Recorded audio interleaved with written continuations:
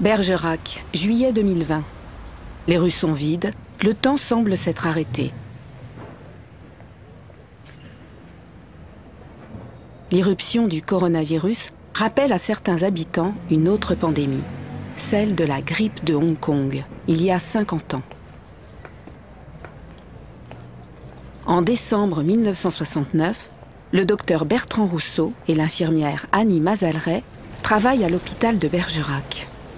Ils sortent à peine de leurs études et vont se retrouver alors confrontés à l'inimaginable.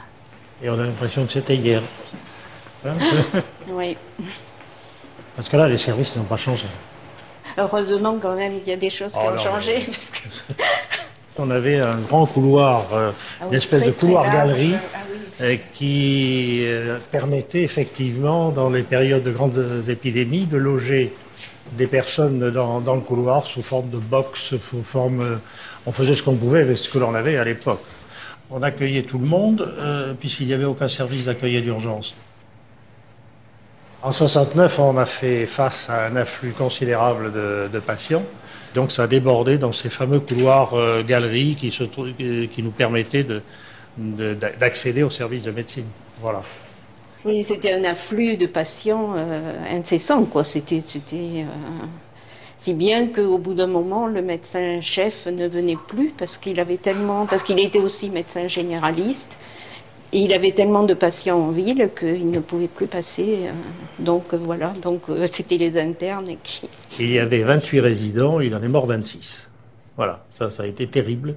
J'ai d'ailleurs un souvenir qui avait été très douloureux. C'est une jeune femme de 29 ans qui était décédée très brutalement. On l'a accompagnée pendant quelques jours, puis on n'a pas pu la sauver, dans la mesure où nous n'avions véritablement rien. Il n'y avait pas de service de réanimation, il n'y avait pas de respirateur, il n'y avait rien. Et puis il n'y avait aucun système de distanciation, quoi. On n'avait pas de masque, on n'avait pas de blouse, On n'y pensait même pas. Ah non, mais on n'y pensait pas, non, c'était... à part se laver les mains, se passer les mains à l'alcool, c'est tout. On n'avait rien d'autre.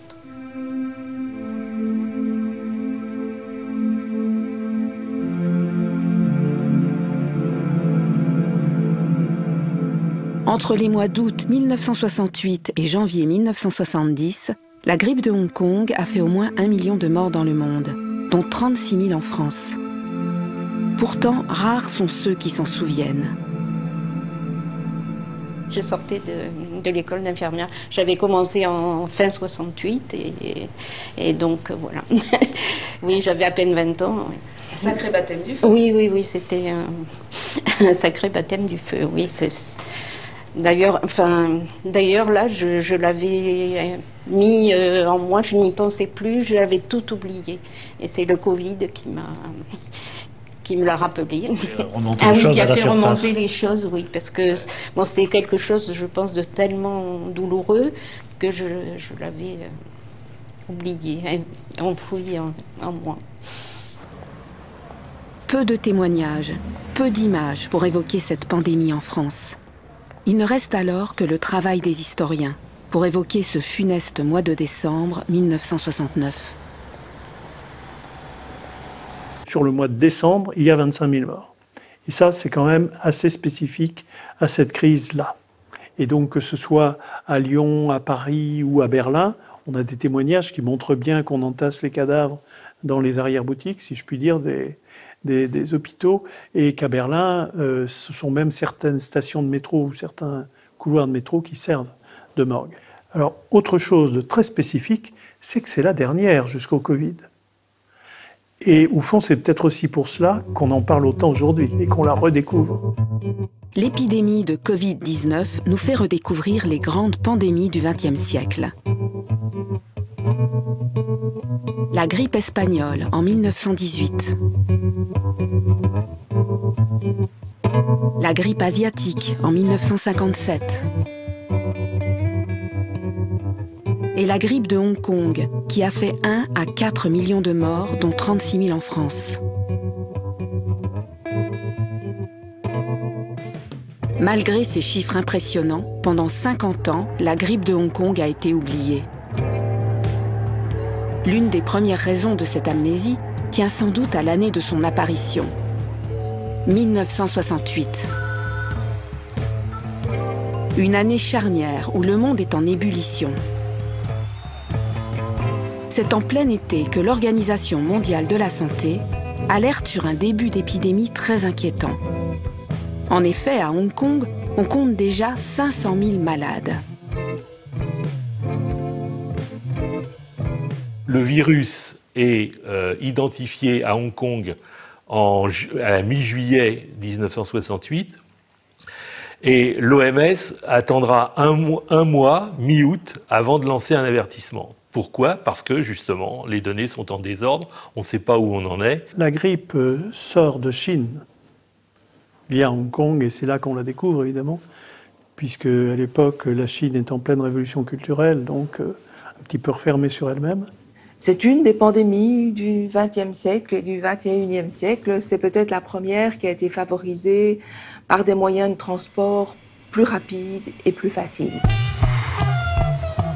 Ce n'est pas la première fois qu'une grippe effectue ce trajet. 10 ans plus tôt, la grippe dite asiatique était elle aussi passée par Hong Kong. En 68, les experts ont encore en tête cette pandémie. À Genève, Antoine Flao dirige l'Institut de santé globale.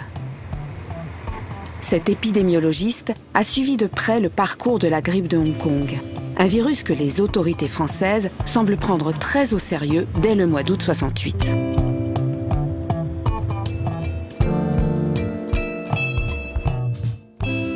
Cette souche a déjà fait l'objet de quelques enquêtes immunologiques qui ont fait apparaître l'absence d'anticorps contre elle. On peut donc craindre qu'elle soit à l'origine d'une épidémie.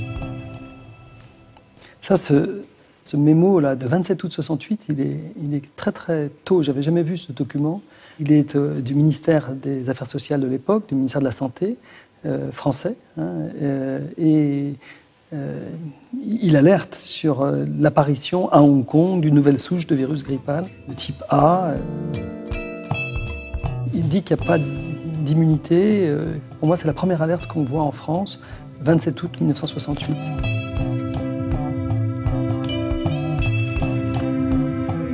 Mais l'inquiétude est de courte durée, car très vite, l'OMS publie des communiqués qui se veulent rassurants.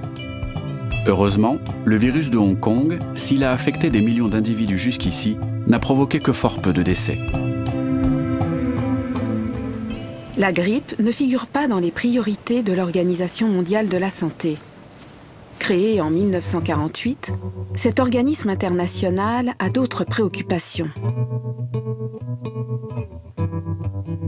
Sylvie Briand est en charge des risques épidémiques à l'OMS. On a ce qu'on appelle le règlement sanitaire international. Et ce règlement, en fait, existait déjà à cette époque-là, mais ne concernait pas du tout la grippe. Ça concernait la peste, le choléra et la fièvre jaune. La grippe n'est pas perçue en 68 comme une menace de premier plan. Dans ces années-là, les virus étaient pas nécessairement vus comme des produisant des maladies graves. Les gens pensaient que les maladies infectieuses allaient être éradiquées parce qu'on avait les vaccins pour la plupart des maladies de l'enfance, mais aussi d'autres maladies. Par exemple, on avait un vaccin contre la fièvre jaune, on avait même un vaccin contre le choléra. Et puis, on voyait effectivement, avec une augmentation de l'hygiène, de la prospérité, un déclin très important des maladies infectieuses, en tous les cas dans les pays riches. Avec le développement des vaccins, des antibiotiques, on se croyait probablement invincible et dans des conditions idéales pour passer outre cette pandémie-là. C'est sans doute pour ces raisons que dès septembre 68, le virus de la grippe de Hong Kong se répand dans l'indifférence générale. Ironie du sort, il touche d'abord un congrès de spécialistes des maladies infectieuses à Téhéran.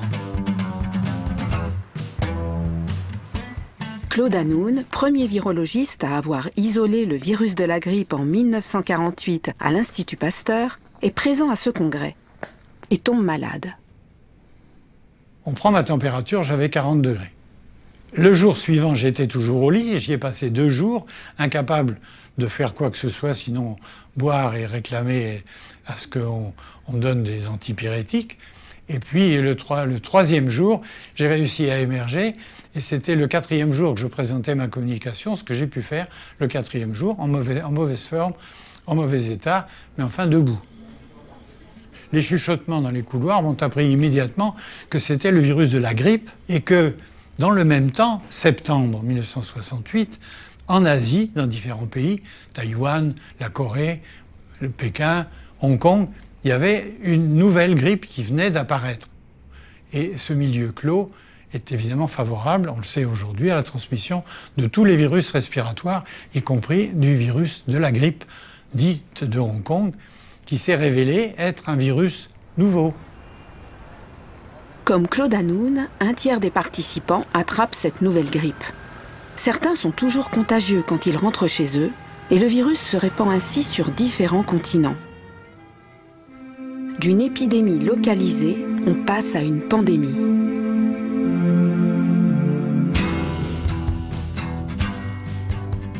Septembre 1968, toujours. Pendant que les virologistes tombent malades à Téhéran, les soldats américains qui combattent au Vietnam rentrent au pays. Et nombre d'entre eux ramènent le virus à la maison. Et c'est ainsi qu'à partir de la Californie, toute l'épidémie se propage d'ouest en est au cours de cette année, de la deuxième moitié de l'année 1968. Donc on a une maladie qui paraît bénigne, mais qui touche beaucoup de gens. Et aux États-Unis, on a à peu près 50% des collectivités scolaires qui sont en arrêt ou qui sont licenciées, comme on disait à l'époque. On a un taux d'absentéisme très important dans les entreprises également. Et ça, dès la saison 68-69. Cet hiver-là, les États-Unis et le Canada sont les pays occidentaux les plus touchés par la grippe. Mais là encore, les ravages de l'épidémie passent au second plan d'une actualité effervescente. Ce sont avant tout les mouvements contestataires qui mobilisent l'Amérique du Nord.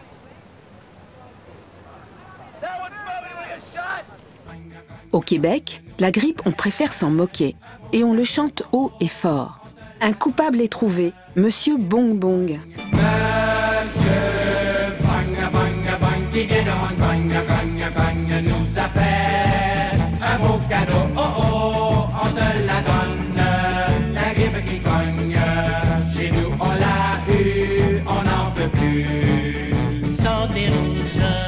Cette chanson connaît au Québec un énorme succès, qui aujourd'hui laisse sans voix. En effet, on est loin d'imaginer que cet hiver-là, il y a près de 100 000 morts aux États-Unis.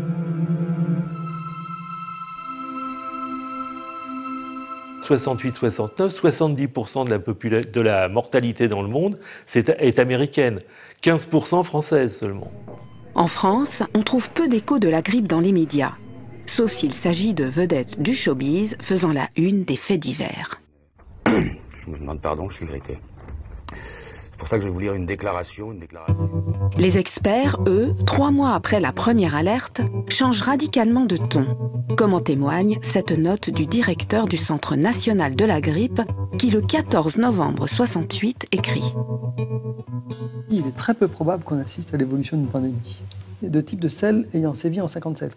La même personne qui avait alerté en plein été, alors que tout le monde pensait à autre chose, arrive au début de l'hiver et pense qu'on n'aura pas affaire à une pandémie. Il y a beaucoup de prudence. C'est quelqu'un qui craint visiblement que ça arrive et qui se protège en disant ça va pas arriver, ça va pas arriver. Et ça n'est pas arrivé tout de suite. Il avait en partie raison. Mais c'est arrivé l'hiver d'après. C'est embêtant d'avoir un hiver de retard.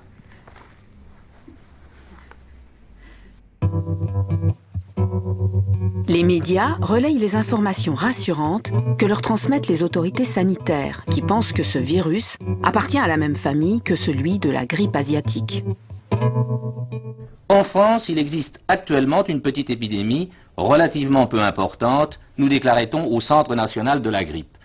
Le virus qui la provoque, le voici photographié au microscope électronique, est un parent, si l'on peut dire, du virus de la grande épidémie de 1957. Mais ce n'est pas un mutant, c'est-à-dire un nouveau virus, un méchant virus. Et pour cette raison, dans notre pays comme ailleurs, la maladie qu'il provoque n'est pas trop dangereuse. Pourquoi les autorités sanitaires n'anticipent-elles pas davantage la pandémie à venir? Parce que faute de moyens de surveillance, elles n'ont pas conscience qu'il ne s'agit là que d'une première vague. Les moyens de surveillance, en 1968, étaient malheureusement encore assez rudimentaires. Un laboratoire comme celui qui travaillait, par exemple, à l'Institut Pasteur, je n'y étais pas, mais je connaissais mes collègues, n'avait que très peu de facilité pour isoler des virus. Si le virus arrive assez tard dans l'hiver, pour la première fois, et c'est ce qui va se passer à la première vague, il arrive suffisamment tard pour ne pas avoir le temps de se déployer comme une épidémie de grande ampleur. Cette première vague en trompe-l'œil aveugle même les experts du Centre national de la grippe de l'Institut Pasteur, comme le docteur Geneviève Cataigne. En France, il n'y a pas d'épidémie pratiquement en ce moment. Puisqu'elle est déjà aux États-Unis, il n'y a pas de raison qu'elle ne parvienne pas en Europe. Mais enfin, je pense qu'elle n'évoluera pas comme la pandémie de 1957. Et donc, il n'y a pas lieu de s'affoler, parce que cette épidémie évoluera probablement comme une épidémie saisonnière assez banale. Les autorités ont une image de ce qui est en train de se passer, toujours à retardement. En 68, on n'en est encore qu'au tout début, véritablement, d'une gestion technique que j'appellerais rigoureuse d'une pandémie.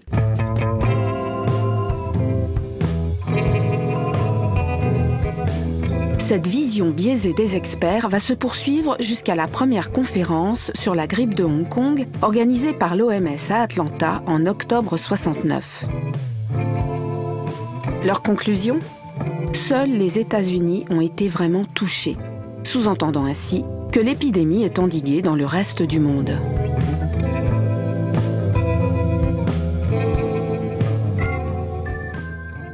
Et donc, pour l'ensemble des experts, c'était un problème résolu. Et on a vu en Europe, au début de l'hiver, que ce n'était pas résolu du tout, puisqu'on a eu alors vraiment l'apparition d'une deuxième phase pandémique avec toutes les conséquences d'une grippe saisonnière très contagieuse et qui met hors de combat une partie du potentiel économique du pays.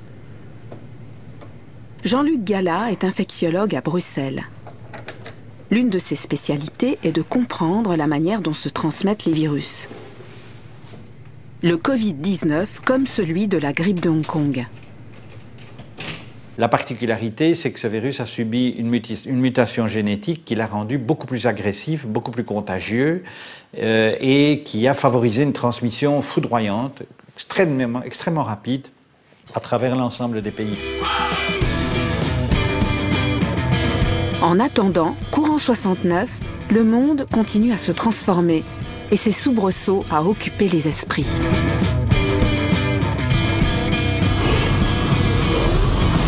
I know America's youth. I believe in them. So we got you now. It's looking good, over. Le virus a fait le tour du monde. Il reprend des forces et va réapparaître lors d'une seconde vague. Seconde vague que personne n'avait anticipée.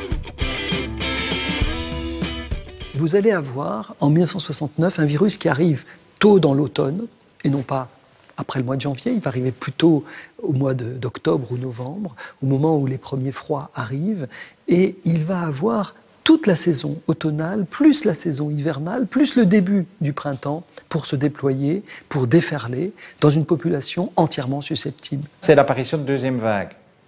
C'est une notion qu'on n'avait pas du tout à l'époque Et on se rend compte qu'un phénomène pandémique qui a eu lieu et qui est évanescent quelque part dans le monde peut reprendre ailleurs face à une population complètement naïve par rapport à ce même virus.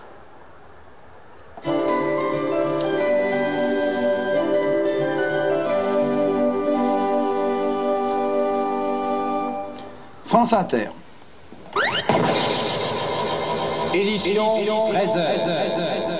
La grippe de Hong Kong a fait son apparition dans le sud-ouest et dans l'ouest de la France. L'épidémie n'a pas encore atteint Paris. Je touche du bois, j'espère qu'elle ne viendra pas. Les victimes de cette épidémie sont difficiles à retrouver. Christiane est l'une d'entre elles. En 1969, elle est lycéenne dans le Bordelais et vit avec ses parents à Saint-Émilion. Alors, il y a des vignes, on va commencer à avoir des vignes et des vignes. C'était les vignes de mes parents, enfin que mes parents travaillaient, où ils étaient métayers. Donc ça, c'est la maison où vous avez j'ai grandi, où on a tous eu la grippe, là, voilà.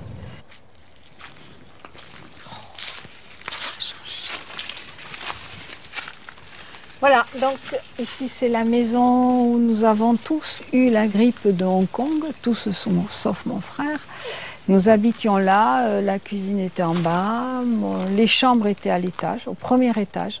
Donc la chambre à droite, c'était la chambre de mes parents, où mes parents étaient malades là tous les deux.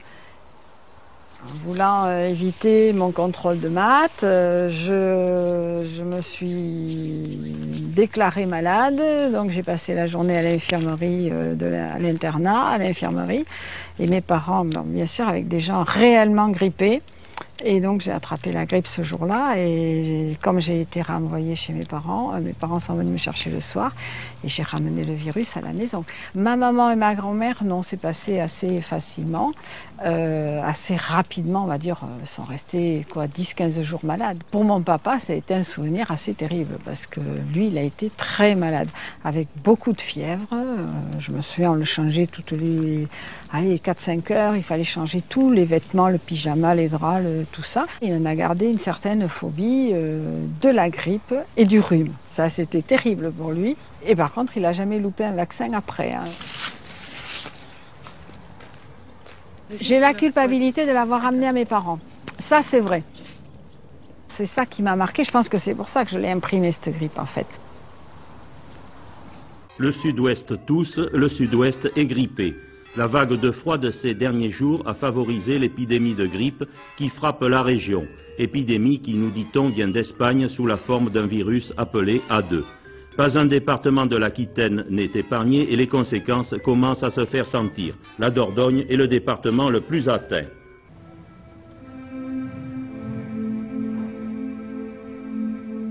La Dordogne est ce qu'on appellerait aujourd'hui un cluster, dont l'épicentre est la ville de Bergerac.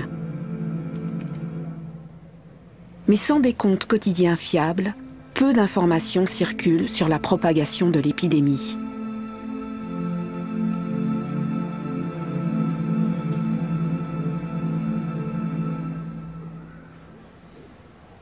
Il ne faut pas faire d'anachronisme. Il n'y a pas, en 1968-70, des réseaux sociaux, un serveur Internet. Tout cela n'existe pas. Il va falloir attendre beaucoup plus longtemps, beaucoup plus tard. Hein. C'est à partir des années 1994-97 qu'on va avoir ce type de surveillance électronique qui vont se mettre en place à l'Organisation mondiale de la santé, puis dans les différents pays. Donc à l'époque, on a juste des téléx, des télégrammes qui viennent sur le bureau du directeur général de la santé et qui l'informent de la situation dans le monde et qui sont relayés dans la presse, mais qui ne représentent pas une source d'anxiété que l'on connaît aujourd'hui avec le décompte quotidien et journalier dans tous les pays du monde de la pandémie. Tout le sud-ouest se retrouve ainsi à l'arrêt. C'est aussi le cas du lycée de Christiane. Quand je suis revenue au lycée, il y a eu une épidémie, donc tout de suite au lycée, mais ça a été comme on nous envoyait tout de suite dans nos familles. En fait, ça s'est éteint tout seul, moi, je trouve. Hein. Par contre, ce que je me souviens bien, c'est que les usines, les entreprises tournaient au ralenti. Et puis, on compte également l'absentéisme, aussi bien dans les collectivités scolaires que dans les entreprises, que dans les administrations, que à la SNCF, etc. Et ça, c'est une donnée sur laquelle les autorités ont l'œil en permanence. Pourquoi l'absentéisme? Parce que c'est facile à compter, finalement. Voilà. 30% de la population garde la chambre, donc c'était énorme quand même.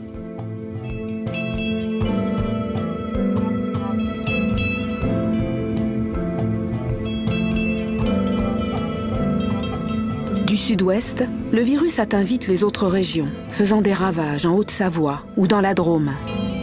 Enfin, il arrive dans les grandes villes, Paris, Marseille, Lyon. À Lyon, justement, le jeune Pierre Della Monica vient d'arriver comme externe à l'hôpital. Pendant cet hiver 69, il va se révéler un témoin clé de la catastrophe sanitaire. Ce qui m'a beaucoup perturbé et qui fait que je me souviens encore de cet épisode, c'est qu'on avait beaucoup de gens qui mouraient, parfois assez rapidement, en toussant, en crachant une espèce de mousse rosée. Et il y a certaines périodes, certaines gardes où il y avait tellement de gens comme ça qu'on les mettait dans une salle au fond du service de réanimation. Et on les entassait là en attendant que les services mortuaires viennent les chercher. Donc c'était un peu saisissant comme situation, que je me vois encore courant un peu à droite à gauche, sûrement pas très efficace à ce moment-là pour essayer d'aspirer cette mousse sanglante, un peu sanglante, rosée, pour essayer de dégager les voies respiratoires pour que les gens puissent au moins profiter de l'oxygène qu'on pouvait leur donner. Autant de gens qui arrivaient avec à peu près les mêmes symptômes, groupés dans le temps. Tout de suite, on a pensé qu'il y avait une situation épidémique, mais on ne savait pas encore que c'était le même virus que celui qui avait été isolé à l'époque à Hong Kong. Bon, on était inquiets, mais on considérait que c'était une fatalité. On n'était pas à l'époque où on était obligé de mourir en bonne santé, quoi, comme maintenant. Voilà, donc ça faisait partie des risques de la vie quotidienne, je dirais saisonniers dans ce cas-là. Dans les pandémies grippales, effectivement, il y avait une sorte de fatalisme. Au bout de la grippe, quand elle a parcouru tout son parcours, si vous voulez, il y a la mort. Et on ne pouvait rien faire contre ça. Les infirmiers, infirmières ou le corps médical ne sont pas vraiment formés aux questions du mourir, à la question de la mort. Les soins palliatifs, l'idéologie des soins palliatifs, en France, c'est les années 80-90, pas du tout dans les années 70. Gaël Clavandier est anthropologue au centre Max Weber de Lyon. Sa spécialité, la sociologie de la mort et des catastrophes. Là, ce qui est intéressant aussi par rapport à une épidémie, c'est qu'on est sur des décès qui sont très rapides. On n'est pas sur des processus de fin de vie beaucoup plus longs, tels qu'on peut les connaître sur les maladies par tumeur, par exemple, ou sur les maladies chroniques. Donc la grippe, qui est un événement rapide, correspond en fait aux représentations de la mort de l'époque. Moins 7 degrés pendant la nuit, vous sortez le matin, atchoum, vous êtes grippé. Rassurez-vous, si l'on peut dire cela, vous n'êtes pas le seul. Un Français sur 4 a la grippe. La maligne, on ne sait jamais si elle est espagnole ou de Hong Kong. Ce qui est certain, c'est qu'elle vous laisse le temps de sortir votre mouchoir, de vous montrer dans l'autobus ou au bureau le regard brillant avant de vous clouer dans votre lit. Somme toute, après 3 jours de grog, d'aspirine et d'édredons bien chauds, cela n'est pas si désagréable. Ce journal télévisé au ton désinvolte est diffusé en plein pic de l'épidémie le 10 décembre 69.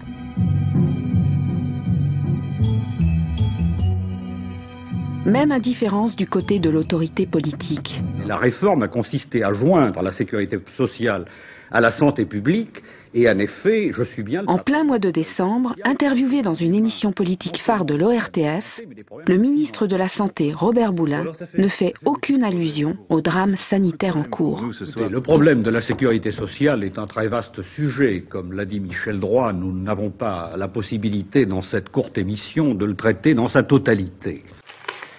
La télévision ignore la pandémie, la presse écrite n'est pas en reste. Alors voilà, ça c'est des journaux de, je dirais, mi-décembre 69.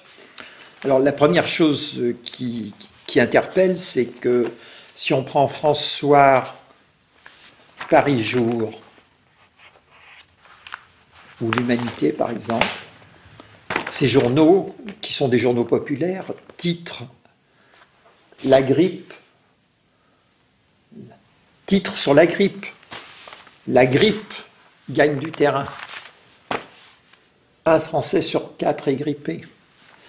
Alors que si maintenant je prends des journaux, je dirais, plus bourgeois, peut-être intello, de gens qui sont, disons, plus nantis, je prends Le Monde, voilà les premières pages, voilà celle du Figaro.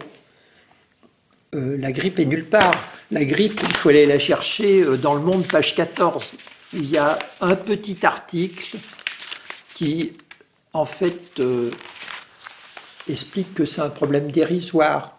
La grippe, pharmacie et psychose.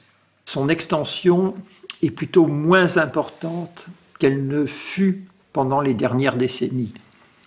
Ce qui est une information complètement fausse, puisque déjà on n'avait pas les chiffres des années précédentes et qu'il a fallu bien plus tard pour connaître les chiffres du nombre de décès de cette grippe de 69.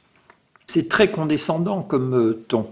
Le Monde reflète, si vous voulez, plus l'avis des autorités de santé qui considèrent que la grippe, c'est effectivement quelque chose contre lequel il faut agir, mais qu'en même temps, c'est une maladie bénigne. Parce qu'à l'époque où ces journaux paraissent, on ne connaît pas encore finalement le bilan de l'épidémie. Là encore, sans système de surveillance, sans bilan journalier, personne ne comprend qu'il s'agit de la deuxième vague de l'épidémie. Une autre raison de cette prise de conscience à retardement est la mise sur le marché à l'hiver 69 d'un vaccin censé immuniser la population. Où en est la situation en ce moment? Contre ce virus de Hong Kong que l'on connaît en France, est-ce que nous sommes actuellement protégés? Oui. Les vaccins qui sont fabriqués en France à l'heure actuelle comportent dans leur composition la souche A de Hong Kong, donc assure une protection parfaite contre ce virus et éventuellement contre les virus des épidémies antérieures qui pourraient subsister. Moi, je me suis trouvé volontaire pour aller vacciner.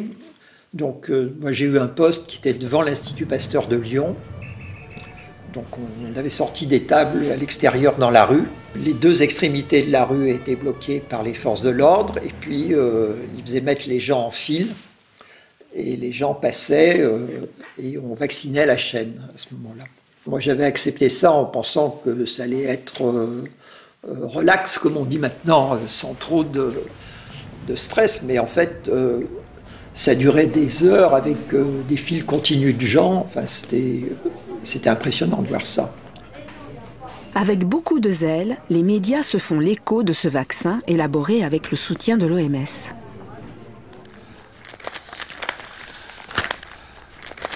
Alors je vois un dessin de Piem sur le front de la grippe. Et là, le titre dit « Plus de 20 000 doses de vaccins fournies chaque jour par l'Institut Pasteur ». On est en décembre 69, 20 000 doses chaque jour. C'est pas mal si on les utilise, mais c'est pas beaucoup si ce n'est que ça. À l'époque, on produit trop peu de vaccins. Pourquoi? Parce que les fabricants ne veulent pas rester avec des millions de doses sur les bras si l'épidémie se termine plus rapidement que prévu. Donc, erreur industrielle, erreur de production, si vous voulez. Docteur, on ne trouve plus de vaccin et pourtant on en fabrique à l'Institut Pasteur. Oui, on continue à fabriquer le vaccin selon le plan qui avait été établi, c'est-à-dire que nous sortons du vaccin à la cadence de un peu plus de 100 000 par mois, mais il est bien évident qu'il y a une disproportion entre la demande de cette dernière semaine et la production actuelle. Les vaccins sont donc en nombre insuffisant.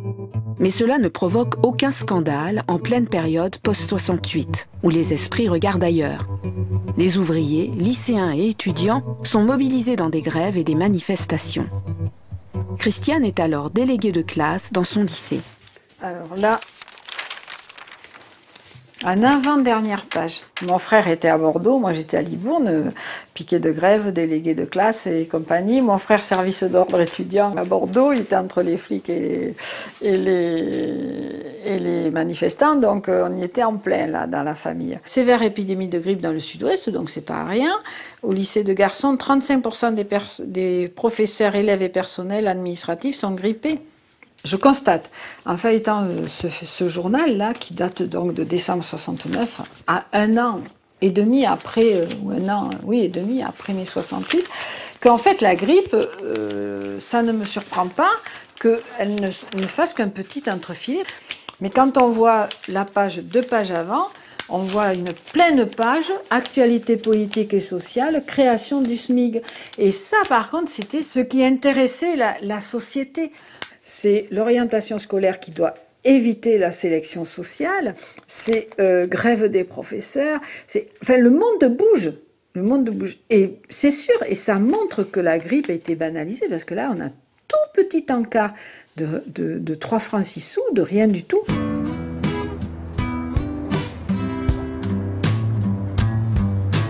Même si l'épidémie de grippe prend de l'ampleur, elle reste considérée comme un fait divers vite oublié.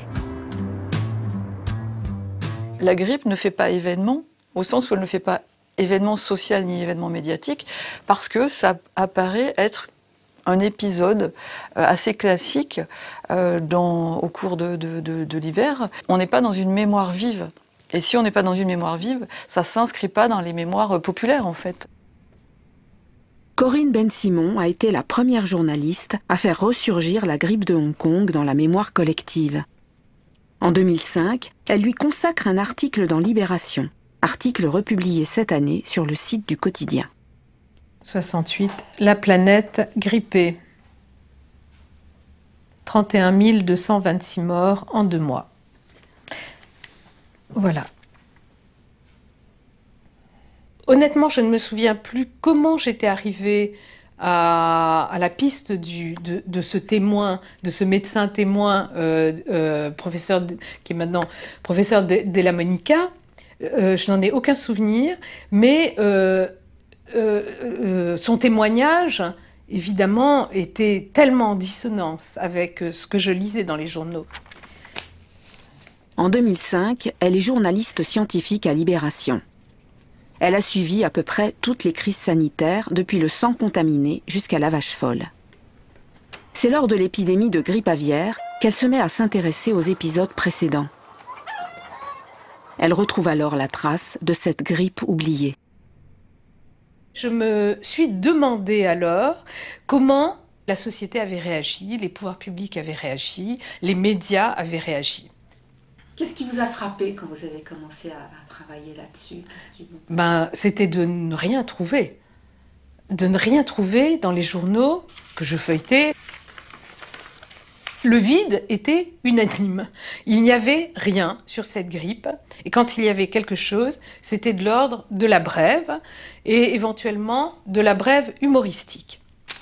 Paris Match du 10 janvier 70.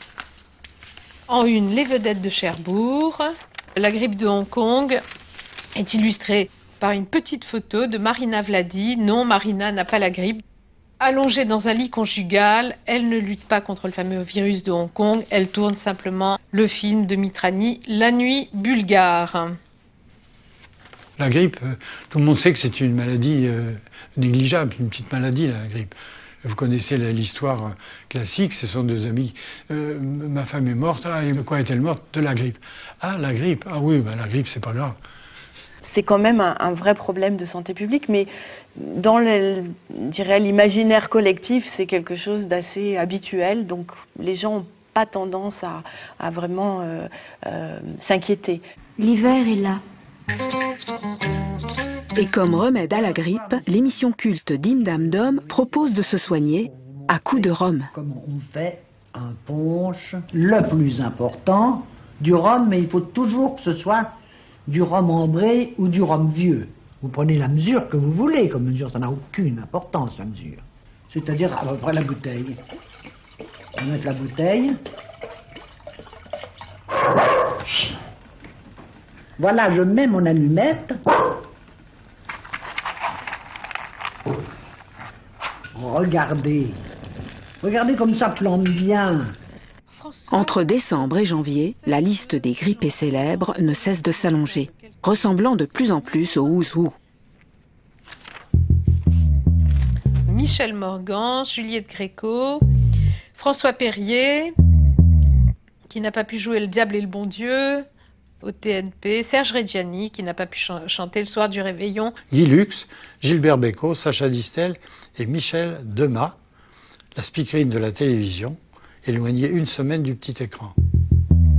En fait, c'est un problème économique. Ça perturbe la vie de la nation. 4 ministres ont eu la grippe. Chalandon, M. Michelet et le ministre des Finances, M. Giscard d'Estaing. Les 2 derniers, peu gravement atteints, n'ont pas interrompu leur travail. Voilà un bel exemple de courage et d'imprudence, parce qu'ils ont contaminé tout leur cabinet. Pendant que le virus joue à cache-cache avec les Français, c'est toute l'Europe qui se contamine. En Europe, l'hiver 69-70 connaît une mortalité 2 à 5 fois supérieure à la saison précédente. Donc c'est quand même du sérieux, si vous voulez. Donc on est un peu étonné à ce moment-là de lire dans les archives, par exemple, que la Direction générale de la santé regarde cette épidémie ou cette pandémie comme quelque chose d'assez bénin. C'est bénin, effectivement, pour l'hiver 68-69, ça l'est beaucoup moins, pour ne pas dire pas du tout, pour l'hiver 69-70.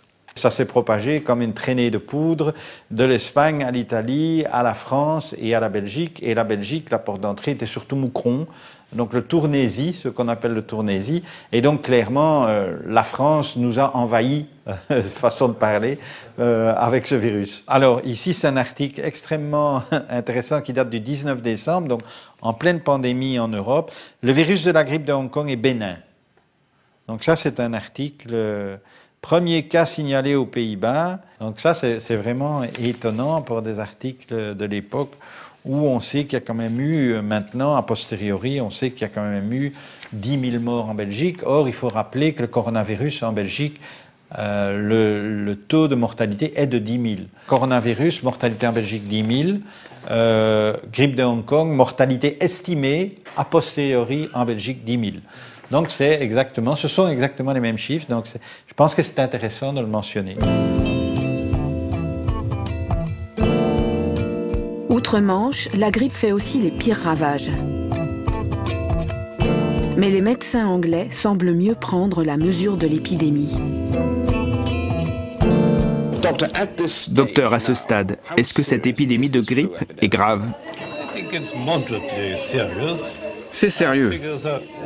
Presque autant qu'en 1968 et sans doute pire qu'en 1957. Je dirais qu'environ 2000 patients sont envoyés quotidiennement dans les hôpitaux de Londres avec des complications respiratoires liées à la grippe. Pensez-vous que nous avons dépassé le pic de l'épidémie ou bien le pire est-il encore à venir?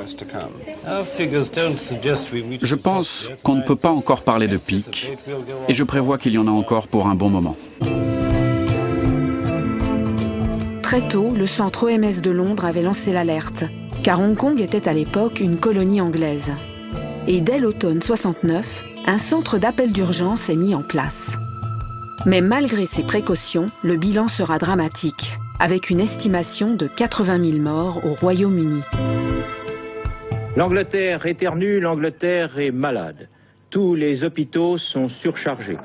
Sans réaliser la gravité de la pandémie, les médias français se délectent presque des malheurs de leur rival millénaire. Au PTT, on n'assure plus que le courrier rapide. Tant pis pour le courrier ordinaire. On a dû supprimer d'ailleurs une distribution. Les transports sont... Pour eux, c'est simple, le virus ne traverse pas la Manche. C'est un peu Tchernobyl avant l'heure. Il n'y a de morts qu'au-delà de nos frontières. Voilà. Mais personne ne demande s'il y a des morts en France. La surmortalité due à l'épidémie de Hong Kong ne sera connue que bien plus tard, en 2003. Antoine Flao mène alors des recherches à l'Institut national de la santé et de la recherche médicale après l'épisode de canicule. La canicule de 2003 a entraîné, on le sait aujourd'hui, une surmortalité de 15 000 morts en France. On a donc demandé à l'INSERM de nous transmettre les causes de mortalité et les chiffres sur la mortalité française pour les années précédentes. L'INSERM a été généreuse et nous a transmis des données qui ont remonté avant 1968. Et on a vu un événement majeur en 1969-70 qui était une surmortalité estimée autour de 30 000 décès supplémentaires liés à la pandémie de Hong Kong. Des chiffres revus à la hausse pour atteindre le bilan de 36 000 morts. Au printemps 70, l'épidémie s'arrête grâce à l'immunité collective et elle s'efface de nos mémoires. Il faut se souvenir, si vous voulez, qu'en dépit des horreurs de la grippe de 1918, elle a été oubliée dès que l'épidémie a été finie. Les gens ont recommencé à vivre, si vous voulez. Franchement, on est dans une problématique nietzschéenne, sans oubli, pas de présent. Si vous voulez avoir la volonté de vivre, il faut oublier ce qui a été atroce avant. Il ne faut pas traîner avec tout ça. Donc on a l'oubli, si vous voulez, c'est une des voies de sortie d'une pandémie. Pour la Direction générale de la santé, c'est l'heure des comptes. Elle reconnaît du bout des lèvres son manque d'efficacité. Il convient de rappeler que selon les experts de l'OMS, l'efficacité de la vaccination ne dépasse pas 60%. En réalité, depuis le début de l'épidémie, experts et médecins se sont trompés. Persuadés d'avoir affaire au même virus que celui de 1957, celui de la grippe asiatique, ils ont vacciné contre le virus H2N2. En 68, la grippe de Hong Kong, la nouveauté, c'est qu'elle n'est pas H2N2. Le H a à nouveau changé, pas le N. Et on est devant une situation où le nouveau virus n'est plus H2N2, mais il est H3N2. Autrement dit, une grande partie de la population, pratiquement tout le monde, a été exposée au N2 de H2N2 en 1957, et donc est relativement immunisée contre N2, mais par contre, une grande partie de la population n'a jamais rencontré le H3. Et les gens qui, comme moi, de bonne foi, étaient vaccinés contre H2N2, se retrouvent non protégés contre H3N2. Si en 1968, par exemple, en 68-69, on avait vacciné avec un bon vaccin, si on avait vacciné avec un vaccin H3 ou un vaccin H2, on aurait sans doute économisé une partie des 36 000 morts dont il a été question en France. Une terrible erreur, qui n'a pourtant suscité aucune plainte pour mise en danger d'autrui contre le gouvernement, ni aucune remise en question de la politique de santé publique menée pendant l'épidémie. On est dans l'avant sans contaminer. La responsabilité politique dans les questions de santé publique ne se pose pas. On est dans la fatalité. On fait ce qu'on peut. Devant un tel fiasco, l'Institut Pasteur demande à Claude Hanoun de se consacrer entièrement à la lutte contre la grippe. Première initiative, il instaure un vrai réseau de surveillance épidémiologique. Une des solutions que j'ai mises en place, c'est de créer et d'étendre un réseau de médecins préleveurs. L'ensemble de ces réseaux a correspondu à la modification complète de la politique internationale de surveillance de la grippe. Grâce à ces réseaux, en observant le virus de la grippe et ses mutations, il met au point avec son équipe le vaccin contre la grippe saisonnière. Ce vaccin, avec lequel nous nous vaccinons aujourd'hui, contient 3 à 4 souches en fonction des années, dont celle du fameux H3N2, le virus de la grippe de Hong Kong. Le vaccin existe. Nous avons trop souvent tendance à l'oublier. Il est même fabriqué, en France comme à l'étranger, à des cadences industrielles.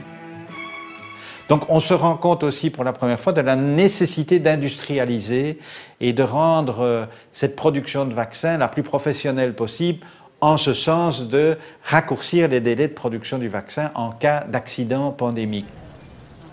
Si la grippe de Hong Kong a disparu de nos mémoires, elle a profondément changé notre approche des épidémies. C'est une pandémie qui annonce une sorte d'avènement d'une ère où l'on va maîtriser les épidémies de grippe beaucoup mieux. On va pouvoir prédire le futur vaccin quelques mois à l'avance. On va pouvoir essayer de contrôler ce phénomène. Alors, ça, c'est la belle image. Mais on peut dire aussi que finalement, peu de leçons ont été tirées dans les grippes saisonnières. On a laissé continuer à voir nos personnes âgées mourir de la grippe à chaque saison d'une façon assez importante. On estime qu'il y a entre 300 000 et 500 000 décès dus à la grippe saisonnière chaque année dans le monde, ce qui n'est pas très très éloigné du nombre de décès que l'on a peut-être à mi-parcours avec la Covid-19. La crise sanitaire dit quelque chose sur la société. Elle dit quelque chose sur les relations entre les gens, elle dit quelque chose sur la vulnérabilité du système de santé, elle parle, et donc il faut l'écouter. Écouter les pandémies, un vœu pieux peut-être, mais qui, avec l'éclairage du passé, nous met face à nos responsabilités.